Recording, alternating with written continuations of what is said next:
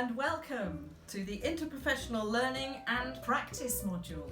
This is a shared module between all the arts and play therapies modalities, and we're very excited to launch it because it allows not only arts and play therapy students to mix together, but also, most importantly, to learn and to experience the modality that they're not training in, and to have a sense of what it's really celebrating the diversity that we've got on offer here as part of the suite of programmes that we offer.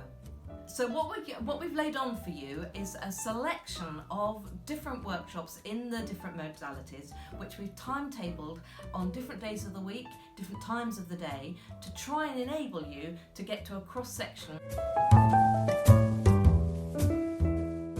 Give people students a wider context in which they can see their own professional specialism and maybe adopt and pick up some other tips along the way of other ways of working. I mean, there's also the very clear directive from HCPC, which is the validating body for 3 of the programmes, art and music and drama, where we have to, as part of the teaching, demonstrate that students are looking at the interprofessional learning and practice of other professions and other modalities. And also out there in the professional world, we're often working in multidisciplinary teams and sometimes joining together and running groups together. And so if we can start that at an early stage in the second year of your training, then you can really begin to incorporate and analyse and experience how they fit together, both their differences and their similarities. Okay, on the links below there are a number of sign-up portals. There's a list of workshops within each modality with dates and times, and you can basically select the 3 or 4 that you're able to attend and see if you can book your place. And it is a first come first served process, so the sooner you book, the more likelihood you'll get a place in that particular workshop. The ways that you pass this module is that you have to actually show the register with your attendance on it to show that you have attended, because there's a minimum attendance. So can we say now about what it is? Yeah. Oh, I'm not there. What?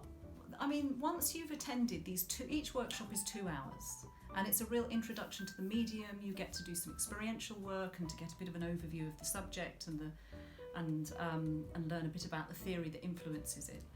But actually, once you've attended your workshops, the main way that this is assessed is that you create a digital artefact that reflects your understanding of how the arts and play therapies can be used to explore the relationship to self, other, and the creative medium. We have got a list of what that digital artefact might include, but in order to help you to create that digital artefact, we strongly recommend that you keep a reflective journal, that some record of your process after your completion of each workshop, so that you've got that as your raw material on which to later create the artefact. So what we're asking you to include and to consider are reflections on your experience, your emotions and actions during the arts and play therapy workshops.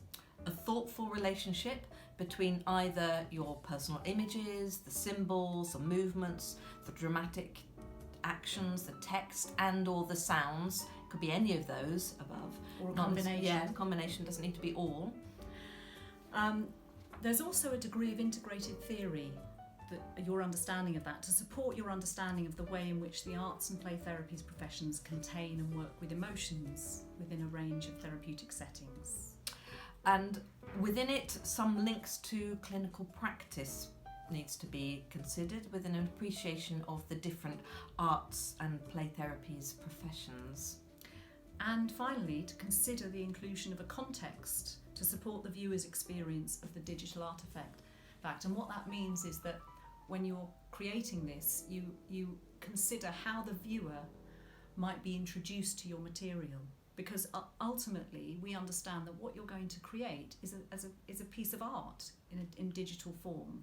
It's a digital artifact, and this might have an explication with it, or it might not. So just to include some kind of context for the viewer is really helpful. It could be an introduction. For us. It could be a voiceover. It could be something in the conclusion, but some way to help the viewer to understand the significance of this to you.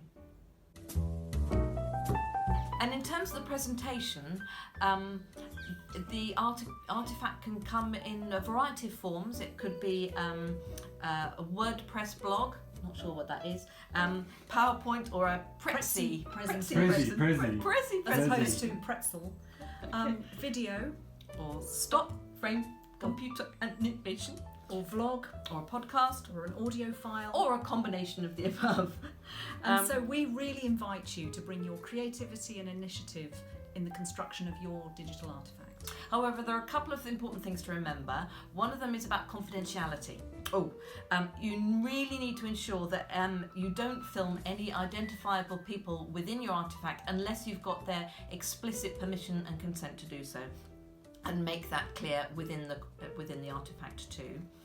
And also just be mindful of where you host your digital artifact, and you may wish to use a password protective site like, for example, Vimeo, or you may decide to make it open for others to view, but just be thoughtful around that. The length of the digital artifact Can be no longer than 5 minutes. But if you're doing blogs and web pages, there's also a word limit. Please don't exceed 1,500 words. That's 1,500. I think it's really exciting that there's an opportunity to express yourself in this form, where perhaps in your medium, particularly drama therapy, we wouldn't normally use this as an assessment form. So that's a really exciting development. Okay. Should we say goodbye to everyone then? Bye. Bye-bye. Bye. Bye.